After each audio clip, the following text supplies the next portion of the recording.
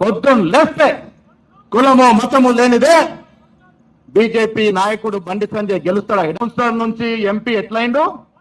దొంగ ఓట్లు వేసుకునేండు. కరీంనగర్ లో కూడా ఇలా రాహుల్ గాంధీ ఓట్లు బయట పెట్టినారంటే కరీంనగర్ కూడా దొంగ ఓట్లతోనే గెలిచినట్టుగా నాకు అనుమానం ఉన్నది. ఈ 8 మంది గెలిచిన పార్లమెంట్ సభ్యులు దొంగోట్లతోనే గెలిచారనే అనుమానం నాకున్నది. అది ఎందుకంటే రాహుల్ గాంధీ బయట పెట్టిన రుజువులు చూస్తుంటే ఒక్కొక్కడికి ఓటు జగ్త్యాలు ఉన్నది, కరీంనగర్లు ఉన్నది, చొప్పదండిలు ఉన్నది, వేములవాడలు ఉన్నది. ఎట్లుంటుందయ్యా? పొద్దున్న లేచాడు 4 నియోజకవర్గాల్లో ఓటేసిండు. అందుకే బండి సంజయ్ గెలిచిండు. లేకుండా బండి సంజయ్ గెలిచే మనిషి లేదు. తనకు తాను బీసీ నాయకుడిని చెప్పుకుంటాడు.